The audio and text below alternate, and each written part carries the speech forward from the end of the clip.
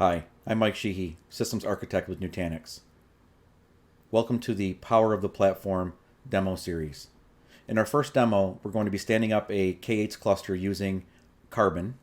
We're going to be deploying a containerized application via Calm. To do this, the first thing we do is deploy a Kubernetes cluster using Karbon. So I log into the Karbon site, I click on Create Kubernetes Cluster, and today I'm going to be using a production cluster. I'm going to name it, point to the correct cluster using the latest Kubernetes version supported and the latest OS level version. Next, I'm going to pick my network resources.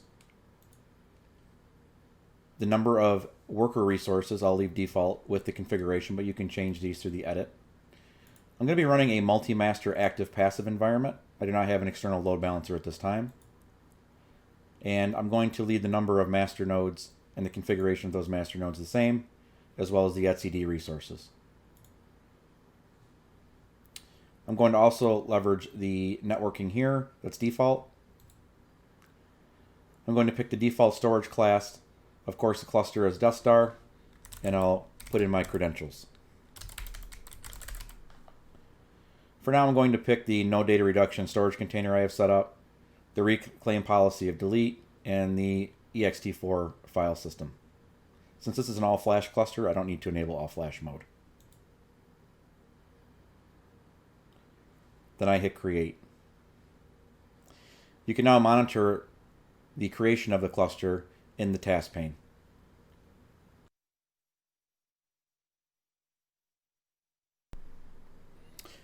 Okay, our K8s deployment is complete and we can see that it's healthy.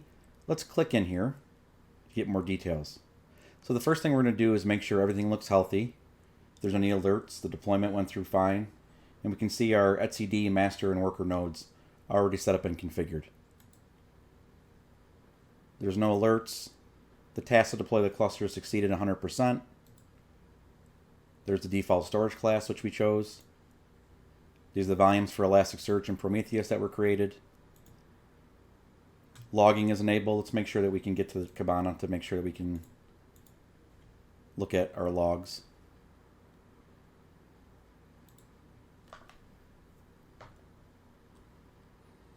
Okay, so we can do that. Let's look at our nodes.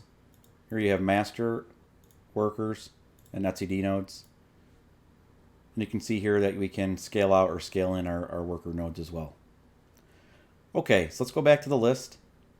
We're going to check the box for the Kubernetes cluster. We're going to go to Actions, and we're going to download the kube-config file. So we're going to download this kube-config file so we can use kubectl to connect to the K8s cluster and check some things out to make sure everything looks right, etc.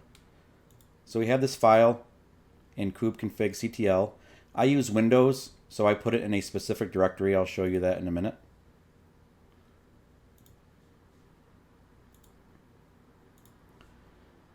I put it in my user's username .kube directory. So I'll just move that in there. And I have kubectl installed on my machine. And I'll open PowerShell. And I have a directory called K8s that has kubectl located in there. You can see the executable is in here. And so the first thing we're going to do is get the cluster info. So you can see here I'm running kubectl, and I'm pointing to my kube-config location, which will allow us to connect to the cluster and run some of these kubectl commands. Let's go with cluster info. Cluster-info, excuse me. And you can see here I have my Kubernetes master is running at this IP address, and my kubedns is running at this IP address here, etc. Let's look at the pods and make sure everything looks okay. So I'm going to do a kubectl get pods all namespaces. You can see here I have all of my namespaces outlined that were created during the Kubernetes or K8s cluster setup. as well as all the services provided, like the networking services with Flannel, the API server, DNS, our volume plugin, our Fluent, Kibana, etc. All of that looks healthy and is running fine. So the next thing we're going to do is we're going to close this window. And now we're going to go to deploy an application or a containerized application on this K8s cluster. So Nutanix has a GitHub site. You can grab the GitHub site here, github.com/Nutanix. And there are COM blueprints within here. So under blueprints, you're going to look for an application called com-WordPress, spelled with a K. This was created by my friend Jose Gomez, who is a whiz at all things automation.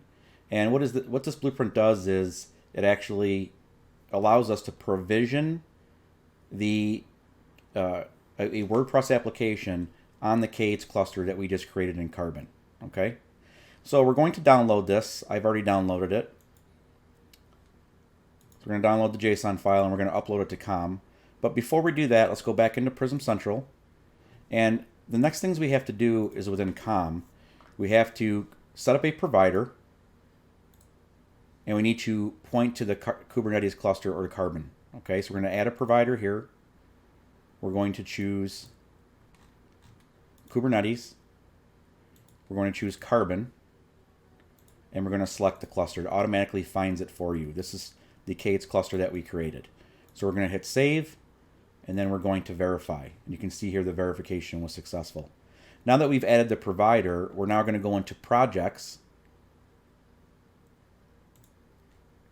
And I'm going to associate the infrastructure to my default project. So I'm going to select the provider, I'm going to select Kubernetes.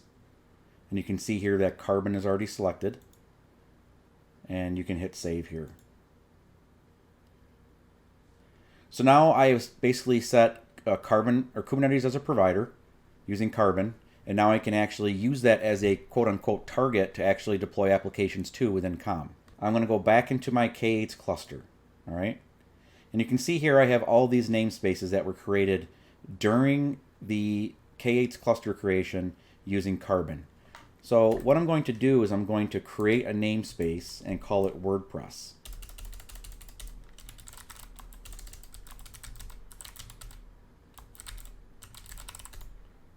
And now you see the namespace WordPress has been created.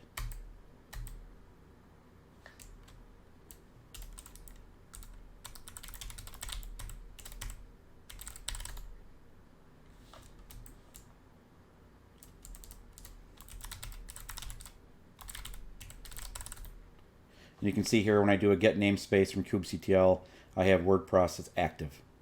So now that we have that downloaded that JSON file from the GitHub page for the WordPress containerized application, we're going to go back into COM, we're going to go to blueprints, and we're going to upload the blueprint.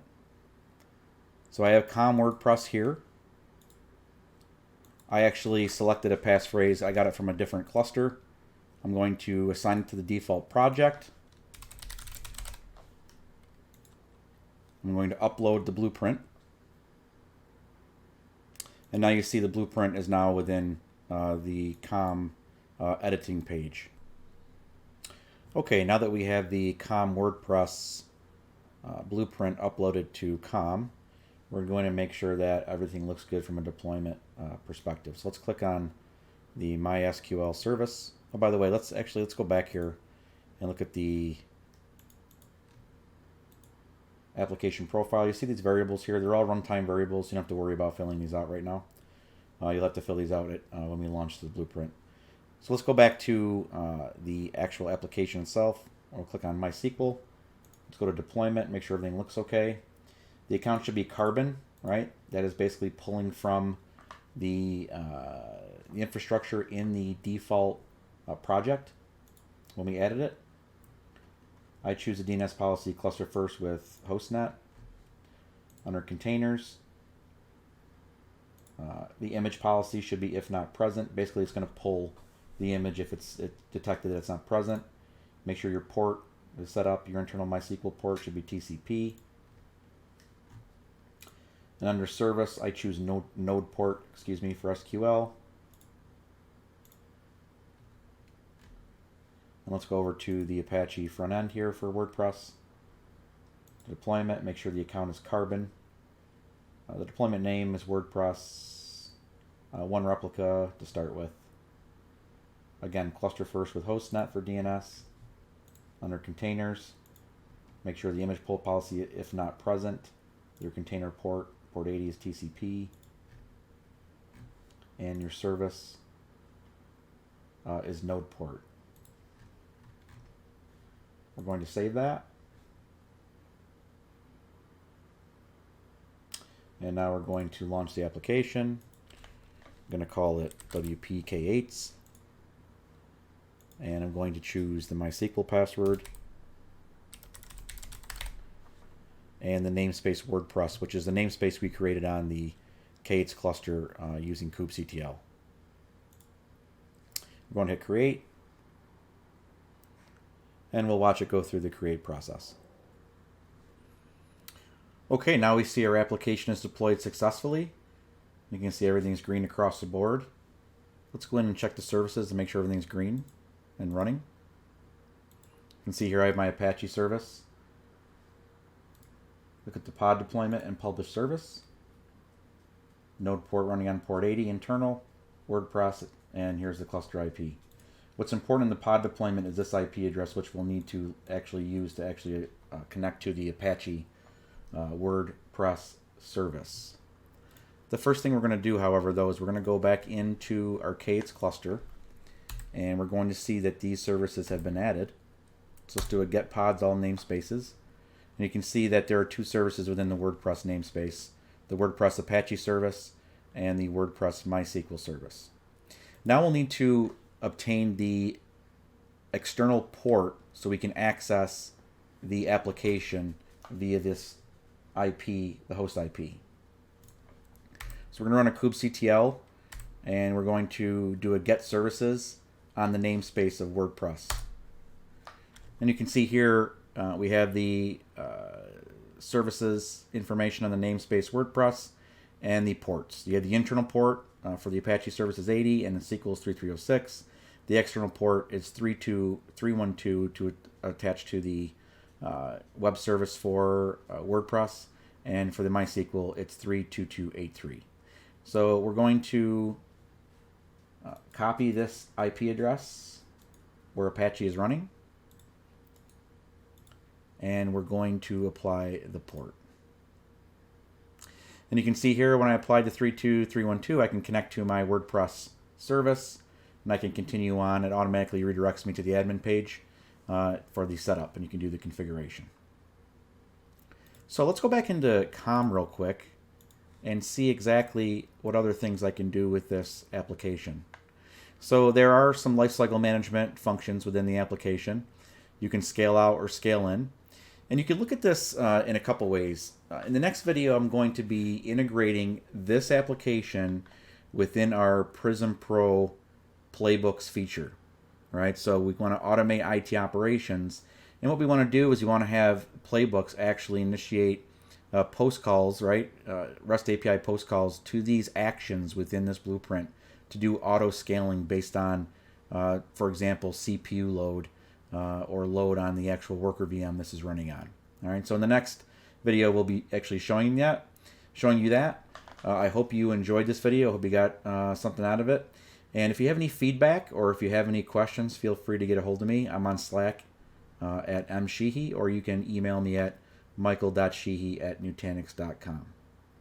Thanks, and have a great day.